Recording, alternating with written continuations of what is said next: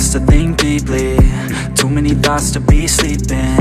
Yeah, oh my God, I'm not eating. I feel so empty, I'm receding, and all of my friends are misleading. All of these posts and the lives they're leading. Yeah, oh no way, I ain't gonna stand for this today. I'ma keep my head down, I'm okay. I don't wanna listen to a word they say. And we all know fear is a slogan, yeah. And we all feel broken, yeah. And we all outspoken, need someone who could just so sometimes I struggle in this place, been in circles several days, never knowing the right way. Jadi kalau mau ladang udah, ini kan kita lagi mempersiapkan untuk ke ininya Pak, apa namanya,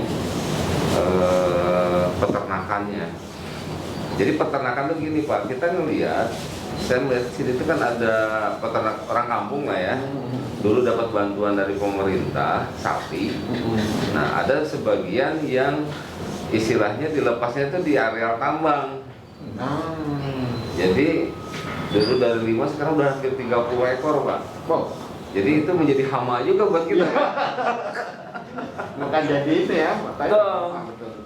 Jadi akhirnya kita pendekatan, kan kita memang di Agrotek ini sudah ada perencanaan untuk peternakannya juga gitu ya. Peternak, jadi selain sawah, perkebunan dan peternakan ya. Nah itu rencana kita gandeng mereka, jadi kita siapkan lahannya tadi, karena memang dia kan kalau di ini kan ya Pak, habis saya di mana ya Pak ya, nggak punya lahan adanya. Gitu kan. Kalau gitu kan kita punya program, ya nanti kita akan siapkan untuk lahan pakan ternaknya, artinya rumput gajahnya kan harus kita siapkan. Kita udah persiapan mungkin sekitar 2 hektaran lah ya. Nah baru nanti kita masukkan untuk dia ke sana gitu kan, untuk ditandangkan lah di areal itu gitu kan. Karena kita rencana 8 hektar ya. Untuk peternakan ada 8 hektar kita persiapan untuk peternakan. Mantap. Selain dari penduduk juga petani juga udah pada punya, jadi nggak usah memodal kita gabung. Jadi program kita. Karena apa? Karena kita Pak tiap tahun kayaknya kurban itu nggak kurang dari 15 ekor Pak. Itu bisa di luar kan? Iya. Daripada beli keluar, ya sudah yang di sini kan manfaatnya langsung terasa kan gitu kan. Ada kepastian, wah tiap tahun 15 ekor udah pasti keluar kan. Seperti itu. Ya. Terus kalau yang ini Pak, yang void gimana Pak? Yang void yang di mana? Yang void di Tabuan ya, yang di Tabuan tadi. Nah, yang kan itu ada gazebo-nya gitu ya, kan bagus gitu. Itu yang di kita. Oh yang di ini. Ponokan. Oh Ponokan ini, ya di sawah ya. Jadi memang sawah kita itu memang kemarin mencarikan tempat, salah satunya adalah yang ada voidnya. Jadi ada void, nah itulah yang sebelahnya kita bangun untuk persawahan. Jadi areal itu kalau sekarang sih sekitar 40 hektar ya. Ini yang kita tata, artinya sumber air ini kan nggak pernah berhenti, karena kan itu dari void kan Pak? Itu dari void dari void yang bekas tambang lama dari. Oh, tambang lama ya. Jadi dia ada bekas void dulu kayak kebetulan kita ada bekas pit juga di MSA. Nah, itulah yang jadi aliran air itu. Jadi kita belokkan ke sawah itu kan Pak? Iya. Itu pernah nggak dari ABK melakukan monitoring air di void untuk itu rencananya? Oh itu kami setiap bulan Pak. Dan Aman aja Pak ya? Kalau misalkan kan saya nih sekalian dipromosi, sekalian kan saya ngambil S3 Pak dulu. Oh iya. Nah, saya rencananya mau bikin rancangan percobaan ini gitu. Ternyata ABK sudah melakukan. Nah, apakah ABK ini sudah melakukan penelitian itu atau belum? Kalau belum, rencananya saya mau teliti gitu. Mungkin bisa dari sekarang nih bagusnya. Jadi air dari void digunakan untuk padi. Nah, padinya ini perkembangannya seperti apa? Jadi ini belum ada di penelitian di Indonesia, belum ada ya. Jadi apalagi jadi bahwa kalau seandainya air void ini sudah dikelola dengan bagus, dimanfaatkan untuk padinya berhasil, berarti sudah dipastikan bahwa air tambang, air bekas tambang nggak ada masalah. Kan sementara ini kan image-nya kan Ya betul. air void itu tidak bisa dimanfaatkan gitu. Iya. Salah satunya itu Pak, memang kita sekarang itu ya dengan teman-teman yang di KUKA juga lah ya. Artinya kita bagaimana ya kalau kelama ini TSR kan lebih ke arahnya itu kan di luar area tambang. Artinya bukan di dalam tambang ya. Nah sekarang kita justru memfokuskan selain di luar bekas tambang pun ini harus kita kelola. Salah satunya yang kita diskusi kemarin kan terkait masalah reklamasi dalam bentuk lain. Ya salah satunya mungkin bentuk lainnya itu adalah ya kita bikinkan sawah kah atau apa yang kira-kira ekonomi itu bisa berkelanjutan gitu kan. Nah jadi di teman-teman kita sudah mulai juga gitu kan ke arah situ. Dan saya pun bekas void ada yang kita pakai untuk air bersih Pak. Yang udah. Jadi ini lokasinya yang di Purwajaya, Point NE. Point NE itu karena kan kita lihat udah hampir 10 tahun ya. Sehingga kita lakukan uji dulu, ternyata layak. Nah ini sekarang baru sekitar 100 kakak yang sudah menikmatin air dari bekas tambang. Nah ini rencananya saya gandeng ke PDAM, kan itu ternyata kan sampai saat ini mereka belum dapat aluran PDAM, tapi jaringan sudah ada. Nah, jadi kemarin beberapa waktu lalu saya ketemu dengan karena direktur PDAM, karena kebetulan kita ada program kan PDAM itu butuh dana banyak nih, tapi tidak tercover untuk sekukar. Nah, salah satu yang diterobosannya itu adalah kita kolaborasi dengan perusahaan. Nah, salah satunya adalah kan di kita banyak bekas void nih gitu kan. Nah itulah yang kita manfaatkan. Nah jadi kemarin pun saya ada diskusi dengan Pak Direktur PDAM. Kan itu sudah ada jaringan, tapi kan nggak ada airnya. Nah sementara saya punya tempat dan sekarang udah mulai gimana? Ya sudah Pak Agung gini aja. Apa yang ada nanti kita hibahkan aja, udah kelola mandiri. Nah kan tetap aja istilahnya kan kalau di PDAM catatannya itu digugat warga sudah tadinya 30% sekarang jadi 40% kan naik. Meskipun secara bisnis dia nggak dapat untung lah. Tapi keuntungannya adalah kan kalau target pemerintah kan PDAM kan perusahaan pemerintah kan, tentunya kan ini menyumbang. Jadi ini itu yang kita lakukan, makanya kemarin Pak Direktur pun udah bagus, saya ingin lihat kapasitasnya, boleh nggak masalah karena kan ini secara uji segala macam. Jadi kita sistemnya itu kalau penyedotannya pakai pompa, tapi untuk distribusi pakai gravitasi. Supaya itu kan di atas kan? Iya di atas. Pakai overflow dia Pak. Overflow, jadi dia sifatnya pakai sistem gravitasi untuk penyebarannya. Nyedotnya aja yang ada biaya sama pengolahannya. Nah ini nggak terlalu besar gitu. Nggak terlalu besar sih. Ya cukup lah, kompetitif lah dengan PDAM. Saya bilang jangan. Bagus ini Pak, maksudnya kita sebetulnya bertiga ini kan mengambil S3. Gitu ya. Jadi kami salah satunya dari berhasil KUKA juga idenya bagaimana kalau kita bisa bersinergi. Betul. Dalam rangka tujuan ABK, nah, kita bisa juga sehingga nanti ada simbiosis mutualisme. Betul. Nah kalau saya tangkap sedikit dari pembicaraan kita tadi kan sudah banyak peluang sebetulnya menurut saya. Siapa tahu nanti di kemudian hari kita bisa sinergi. Contoh nanti Pak Sundek tadi kan jatuhnya ke masalah pangan. Karena dalam rangka ini sebetulnya menarik nanti kalau bisa kita angkat ke nasional Pak, atau ke jurnal karena dia udah itu karena hubungannya nanti ke ini Pak, ke SDGs. Ya. Itu program pusat. Yang SDGs itu kan pemerintah Pak Bandi ya. Yang kedua itu IKN dalam rangka untuk menyongsong IKN. Dan program kita ini di ring 1 kalau nggak salah nih. Di ring 1. Ring 1 penyangga ibu kota nih. Mudah-mudahan nanti dari kita visit ini lebih meyakinkan kita untuk lebih menggali eksplor lebih dalam tentang peluang dan supaya ini juga ada progres perkembangan yang menunjukkan yang lebih baik. Menurut saya itu begitu. Jadi kita juga dapat, ABK juga nanti terbantu gitu. Itu kayak kok ada peluang yang ke arah situ gitu. Karena kebetulan saya sudah konsultasi sama pembimbing Prof. saat kami ya, sehingga kebetulan saya itu yang tadi mau bicarakan ke air minum. Air minum ya? Nah, Pak Sundeng itu ke agrotek agropaknya, dan ini ke PPM-nya, pemberdayaan. Nah, itu salah satu nanti, dan makanya kami arahkan untuk lembaga yang Tiga-tiganya ada di sini nih. Jadi ini Pak, apa namanya, PPM itu benar tidak ajaran individu Pak. Bapak nanti justru kekuatan hukumnya nggak dapat. Ini kekuatan untuk RPPM-nya sana mendelegasi itu lebih bagus kalau di lembaga. Betul. Justru malah terukur dan terpercaya. Kemudian Pak Bali itu ranahnya, makanya kalau bisa kita bertiga dalam satu ikut tapi komprehensif. Ya. Dari dulu sampai hilir, input sampai output gitu loh. Sehingga nanti sekali jalan tuh komplit, kita nggak setengah-setengah gitu. Itu harapan kita sih sebetulnya kalau bisa ya. Mudah-mudahan ini niat baik kan, saya nggak tahu. Jadi memang Pak gini, kami di manajemen MSABK, jadi termasuk agrotek ini kita sementara memang belum ke arah, kan mimpinya ini kan kita siapkan untuk pariwisata. Nah cuman kan karena memang aktif sehingga masih dibuka itu hanya untuk penelitian.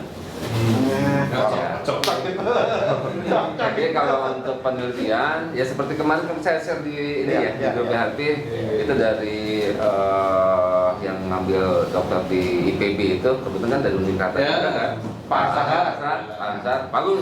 Nah, kalau untuk penelitian saya terbuka banget. Pak Eko Dango. Tapi silakan, tapi saya nggak paham ya. Kira-kira kalau memang saya tahu silakan. Jadi kalaupun itu, karena gini memang kita mengharapkan ada membuka suatu mindset baru khususnya para pekerja pengusaha tambang. Dia pun kita harus memikirkan untuk sustainable itu ke depan seperti apa. Jangan sampai ya paling tidak ada penyeimbangan informasi lah. Tambang itu kan merusak segala macam ada negatifnya, tapi justru positifnya mana nih? Ya salah satu kami mengharapkan dengan adanya penelitian ada kita memulai meskipun ini belum ideal. Dengan agrotek ini adalah bagaimana kita menstimulan juga buat teman-teman yang lain bahwa bekas tambang itu bisa menjadikan sesuatu yang sustainable dan program pemberdayaan masyarakat pun masuk di sana, gitu kan. Akhirnya jatuhnya kan edit value Pak, nilai tambah dari itu. Ya memang kita carinya poin dan poin sih Pak. Poin dan koin ya.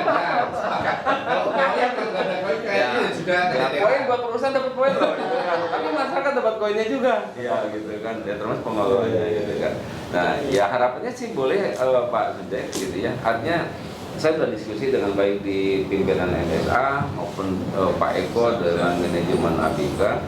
Jadi memang kita mengharap justru banyaknya ada satu ranah untuk penelitian. Nah makanya di sana pun kan sebenarnya ada kawasan konservasi yang asli gitu kan, dan itu kita kerjasama dengan Unmul. Dengan Unmul, dan itu sudah diverifikasi tentang pohon yang ada di dalamnya segala macam, termasuk ya makanya kita sudah merancang membuat web ya. Jadi nanti orang tinggal lihat ada pohon apa saja sih khas Kalimantan di situ, gitu kan. Nah itu pun kita lagi pengembangan juga dengan itu sekitar kecil sih itu. Sampai 2 hektar lah. Sekitar 2 hektaran, tapi kita perluas lagi gitu kan. Nah, maksud tujuan kami itu adalah salah satu fokus dari agrotek ini adalah memang untuk penelitian. Yang jelas itu dulu. Nah sebenarnya kalau nggak ada COVID Pak, ini kita udah bekerja sama dengan SMK Perkebunan Pertanian. Maksudnya mereka yang terjun di sana untuk ngolah bagaimana seperti apa dari awal itu kan. Cuma karena COVID jadi akhirnya program itu sebenarnya dari sekolah udah siap. Kenapa? Karena di Batu Asli kan ada sekolah pertanian yang tidak punya lahan. Dia mau belajar di mana susah. Nah kita sebenarnya udah nyiapkan itu tadinya gitu kan. Ya mudah-mudahan lah, tapi dalam ke depan sih tetap bahwa program ini tetap kita fokuskan gitu ya.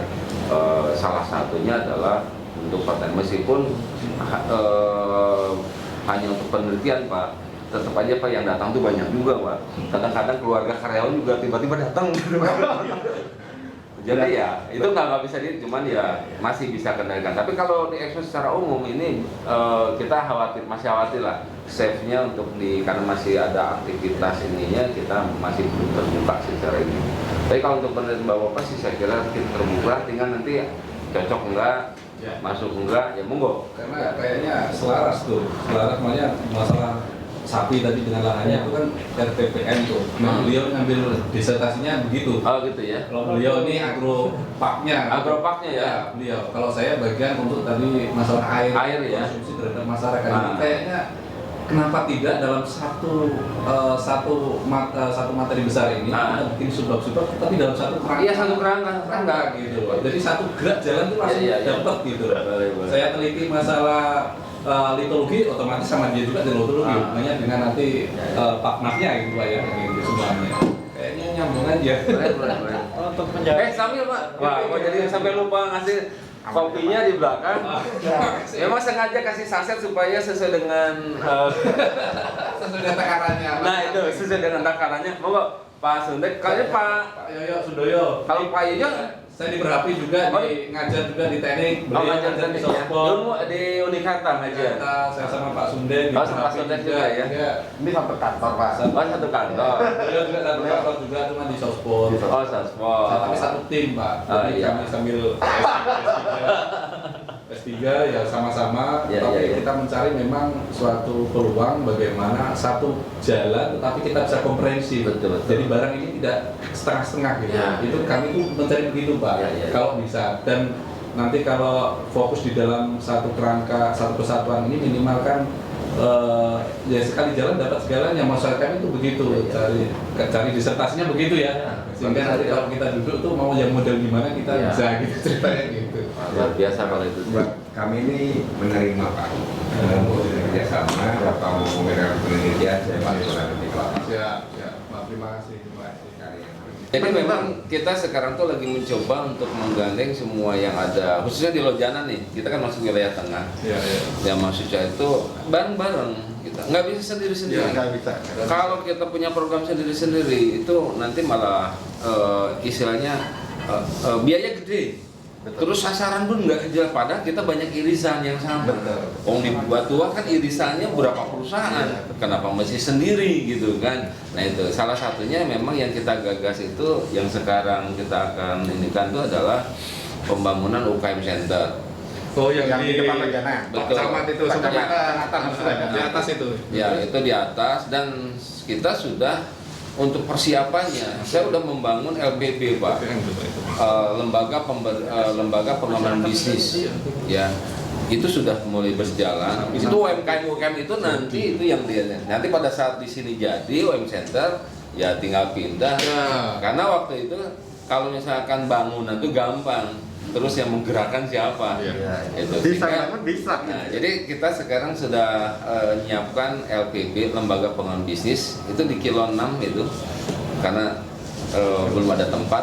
Nah, itu cikal bakalnya nanti saya akan geser pada saat nanti UMKM Center jadi.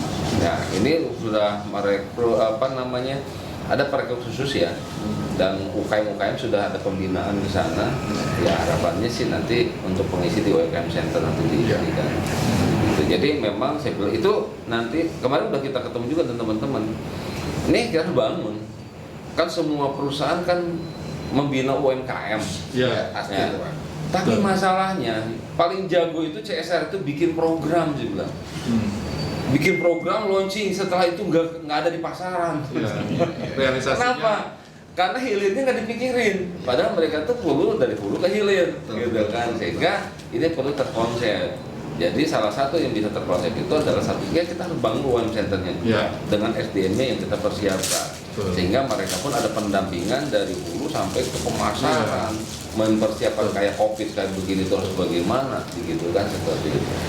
Ya mudah-mudahan ini sih bisa berjalan.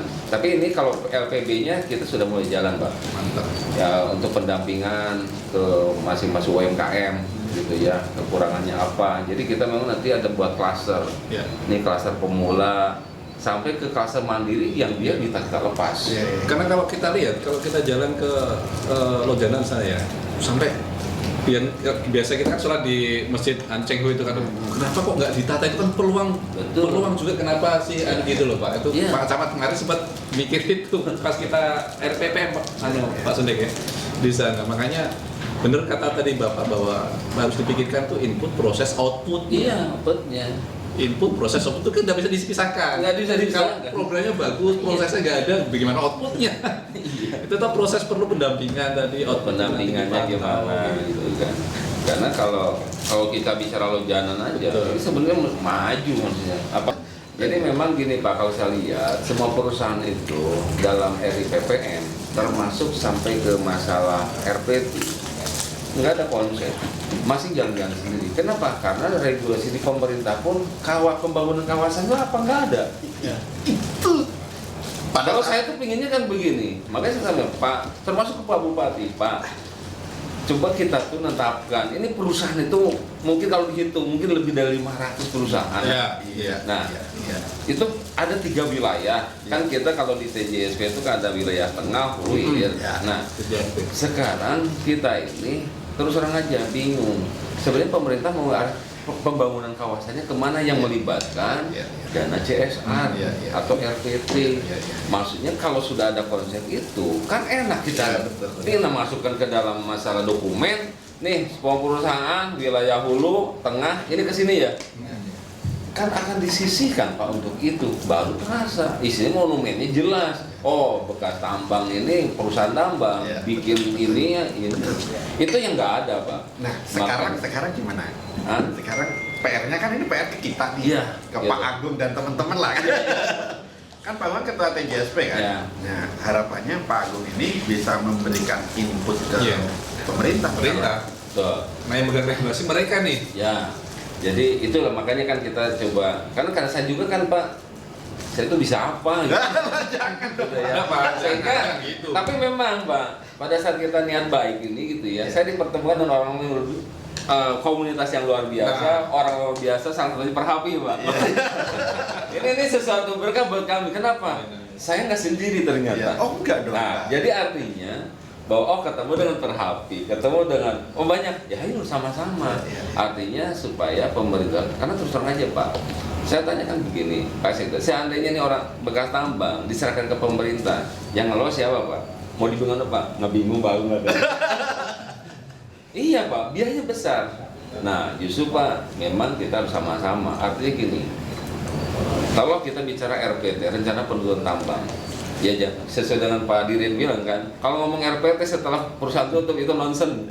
Itu kan begitu kan, itu hanya mimpi aja. Kenapa? Biayanya gede. Nah harus dimanfaatkan itu pada saat perusahaannya masih ada. Pada saat RPT 3 tahun sebelum tutup, kita sudah merancang. Nah yang merancangnya ini kan harus ada pembangunan kawasan.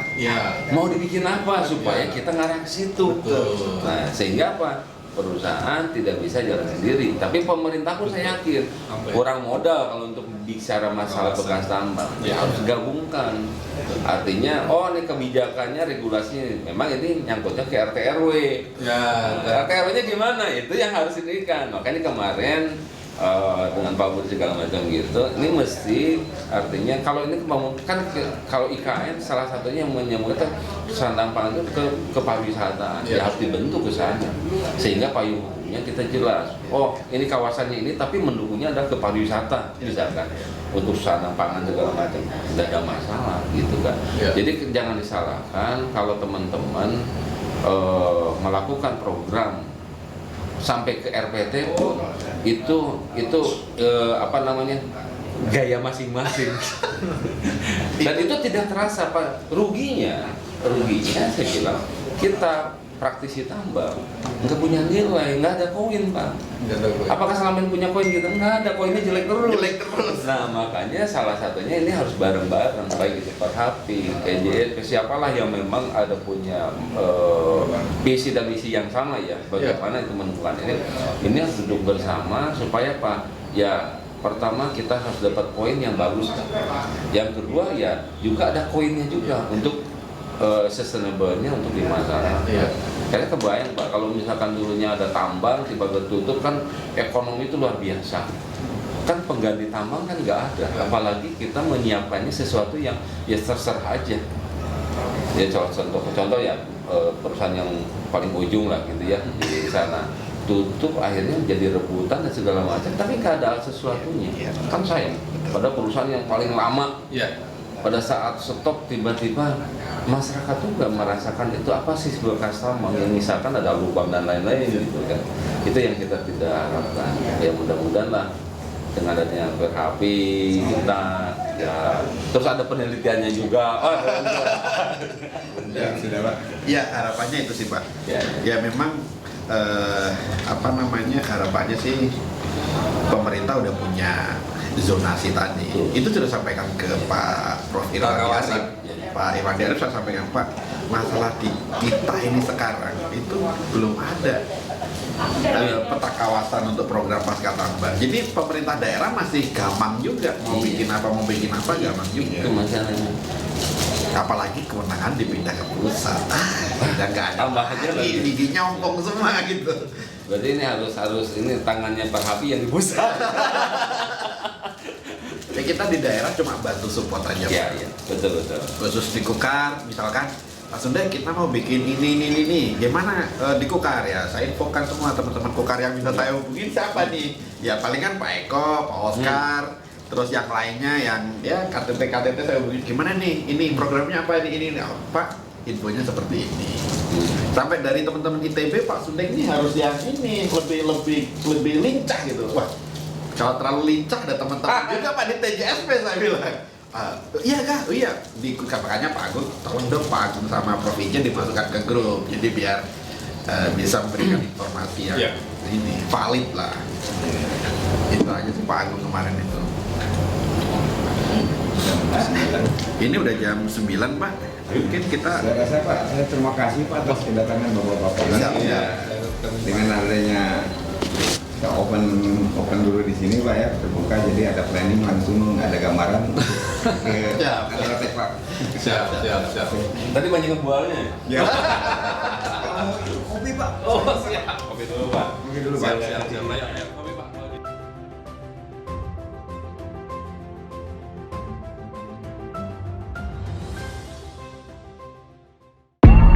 Growing up ain't easy. Too many things to do weekly. Too many thoughts to think deeply. Too many thoughts to be sleeping. Yeah. Oh my God, I'm not eating. I feel so empty, I'm receding. And all of my friends are misleading. All of these posts and the lives they're leading. Yeah. Oh, no way, I ain't gon' stand for this today. I'ma keep my head down, I'm okay. I don't wanna listen to a word they say. And we all know fear is a slogan, yeah. And we all feel broken, yeah. And we all outspoken.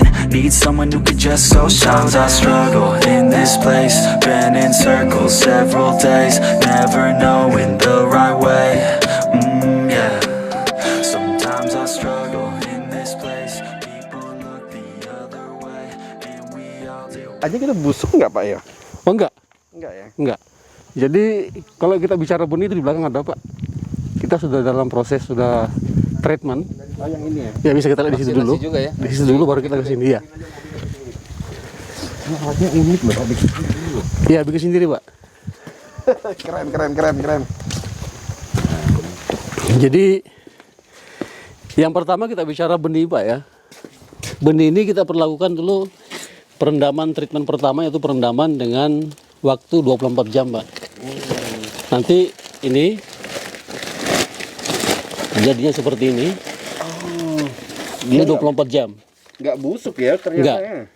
Nah, ini pada saat kita proses treatment untuk perendaman benih, rendam di air, kita melihat yang terapung kita buang. Oh, kosong. Karena yang terapung itu kosong atau buah setengah dia, Iya. Itu ngambil treatmentnya berarti pas saat direndam? direndam. Oh, ini ambil ya? Dibiarkan sekitar setengah jam. Oke. Nah, yang kita aduk, yang terapung itu kita buang. Setelah habis kita ikat, rendam selama 24 jam di air. Kemudian langkah berikutnya adalah kita melakukan treatment yang kedua, Oke. yaitu kita kayak imunisasi lah. Kita vaksin, ya. Pakai? Kita menggunakan ada cruiser, ada Marshall. Marshallnya ini Pak. Ini untuk menghindari dari serangan penyakit Pak, hama, semut, Dan ini lain nggak sebagainya. dikeringkan? Langsung Enggak, bisa? langsung aja Pak ini. Oke. Ini pun di treatment selama 24 jam. Itu perbandingannya Pak? Perbandingannya ini 100 gram, ini untuk 5 kilo. Berarti 200 gram untuk 10 kilo. Ini kalau bicara benihnya Pak ya. Iya. Saya pikir ini nggak pakai treatment gini, padi kering langsung ditanamin. Habis Pak. Habis ya? Habis. Oke. Jadi ini adalah proses treatment keduanya adalah untuk pengendalian hama dan penyakit. Karena treatment berikutnya kita lakukan adalah fungisida untuk penyakit jamurnya. Ini kita kering anginkan saja, kita buka sekitar 1-2 jam, baru proses tanam. Dan ini udah pernah diteliti Pak? Sudah. Diteliti ini Hasilnya gimana? Hasilnya? hasil padinya Pak. Hasil padinya. Kalau hasil padi kemarin sudah keluar dari lab, itu layak konsumsi. Layak konsumsi? Ya. Terus dari hasil analisa tanah juga kita menunggu hasil penelitian dari uji lab, Unmul, dalam hal ini untuk air dan tanah. Oke.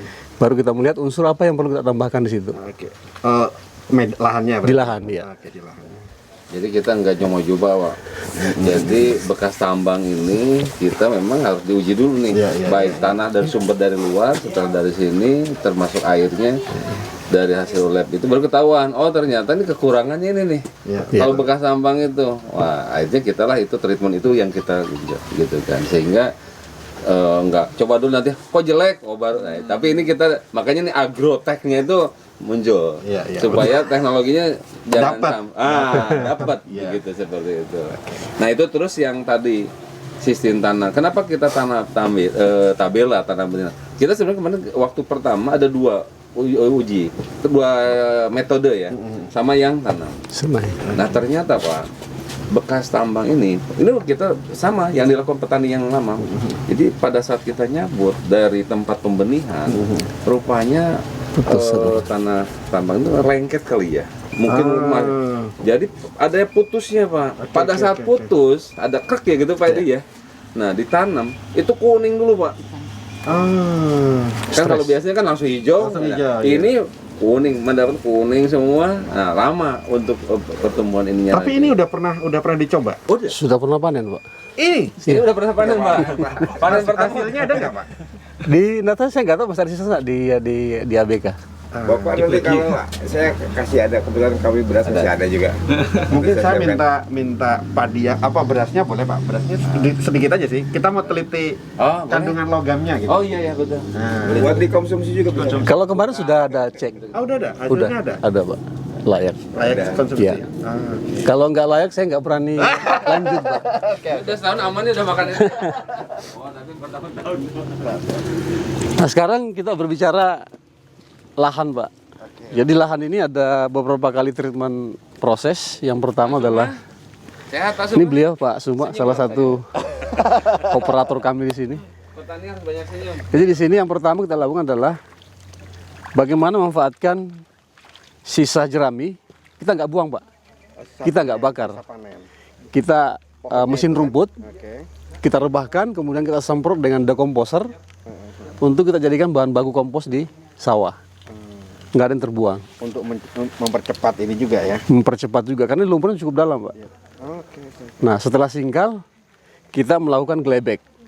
Setelah glebek perataan, baru masuk proses pengapuran, aplikasi pupuk organik Grenaul, dan juga aplikasi pupuk organik cair yang juga berfungsi sebagai dekomposer. Namanya Vetrofas Pak. Oke. Nah, menarik ini pengapuran ini Pak. Iya. Ya, berarti di situ ada pH-nya rendah berarti. Iya. Nah, sebelum kita mengasih kapur, tentunya tidak sembarangan. Ada perbandingan atau dengan luasan sekian dengan pH sekian gitu. Atau bagaimana itu teknisnya Pak? Di sini memang pertama diambil uji sampel tanah dan air Pak ya. Kemudian keluar juga hasil dari lab. Nah di sini kita gunakan sekitar di awal kita gunakan 5 ton Pak per hektar. 5 ton per hektar. Nah, kalau di tahap kedua dengan hasil yang kedua ini sudah kita sekitar di angka 0,6 sampai dengan 3,5 hasil kajian dari lab yang kedua. Artinya ada penurunan setelah awal. Nah kemudian dari unsur di sini organiknya cukup masih rendah. Unsur P juga perlu tambahan sedikit. Nah memang kita kendala di sini adalah zat besi Pak yang tinggi. Logamnya.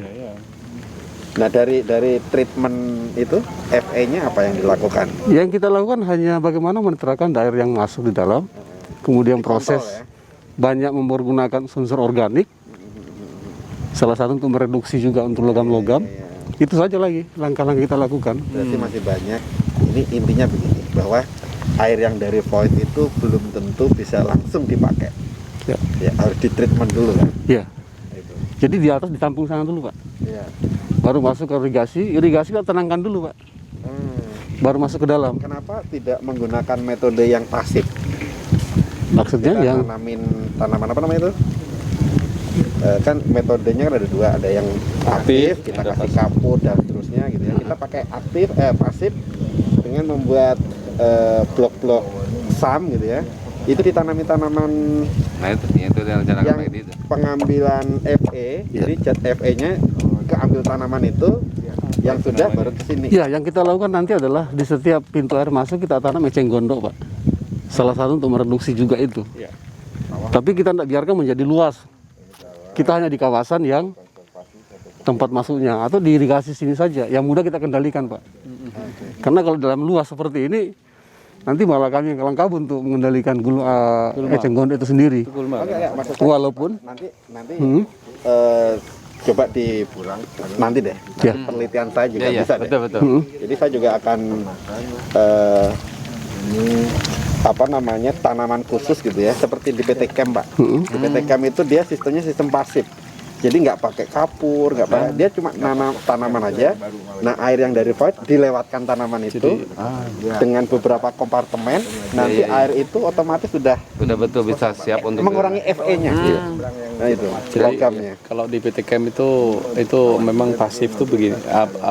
Benar tadi kata Pak Sudek, saya menjelaskan bahwa tapi di situ sudah terpetakan PAFNAF-nya, Pak. ya. Ada membantuan kalau di sana kan ada basanya juga, sehingga dari air asam ini dia dianukan ke basa, sehingga kan otomatis pH-nya dia mendekati bagus. Kemudian yang logam beratnya itu dia biasanya dikasih, ya itu tadi salah satunya dengan eceng gondok itu sama yang tinggi-tinggi, Pak ya. Yang tinggi-tinggi panjang itu apa ya? Tanaman apa tuh? Kayak sejenis rumput tapi tinggi. Kayak rumput tapi tinggi. Nah, Dia sehingga ngambil betul-betul logamnya. itu secara alami, secara pasif dan membantu kualitas daripada Itu sejenis gulma yang tinggi itu ya. tinggi rumput Kayak model gulma. Yang tajam ya ininya ya. apa ya, panjang-panjang itu yang delingo ke apa itu loh, Pak? Nah, Yang dia kalau panjang orang terus Jawa di ujung itu. ada kayak kembang api gitu Ya. ya. Oke, Kayak oke, oke. padi. Jadi betul-betul yang outputnya itu bahkan mereka Jadi nggak nanti banyak di bawahnya itu nanti itu ada ikan. ikan mas, ikan apa hidup lah dia. Itu sebagai indikator pertama dia melihat. Baru di riset. Makanya bisa nggak nanti? Nah, enggak apa-apa itu kan ini sebentar kan belum, sehingga gambaran itu kan bisa untuk dipertimbangkan. Siapa tahu kedepannya juga bisa dilakukan. Kalau eceng gondok itu gulma nanti jadinya. Kita kalau nggak kontrol benar itu malah jadi Memang cepat dia perkembangannya. Iya, kita batasin aja memang ada ruang kita buat.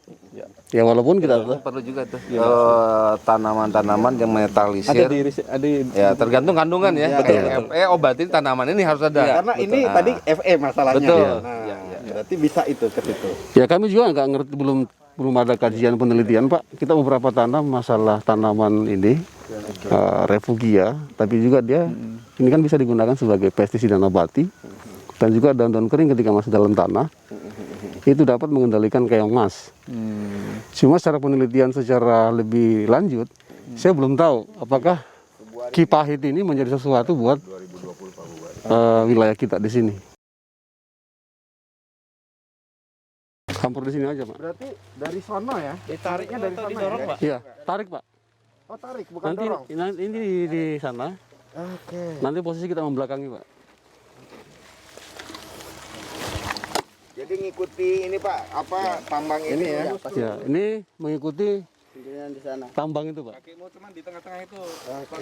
Jangan sampai ngadapnya ke depan, Pak. Kayak sapi dong. Ya, iya, memang. Dia miring gini, Pak. Ditarik ya? Oke, siap. Bismillah. Bismillahirrahmanirrahim. Allahumma sholli ala Muhammad. Enggak ditekan itu? Enggak, dia jalan sendiri, Pak. Naik lagi, Pak. Dipoto ya. Oh, naik lagi? Agak naik. Ya. Nah itu turun kan? Enggak jalan, Pak. Terus, Pak. Terus Pak, Jalan. pakai tenaga sedikit Pak. Oh, makin berat, Pak. Nah, turun kan? Garisnya Pak, ikuti tali Pak. Jangan keluar dari tali, Pak. Kecil semua. Nanti kayak ular Pak kalau. Semua ini berarti ya? Dari sini aja. Dari sini nah. A growing up baby is too many thoughts to think deeply. Oh my God, I'm not eating. I feel so empty, I'm receding. And all of my friends are misleading. All of these posts and the lives they're leading, yeah. Oh, no way, I ain't gonna stand for this today. I'ma keep my head down, I'm okay. I don't wanna listen to a word they say. And we all know fear is a slogan, yeah. And we all feel broken, yeah. And we all outspoken. Need someone who could just so shout. I struggle in this place, been in circles several days. Oke, kita habis Jumatan, lanjut ke balik ke kantornya ABK ya. Jadi habis sudah berkunjung, kita sholat Jumat dulu. Habis itu kita lanjut pulang. Oke. If I got a voice, they go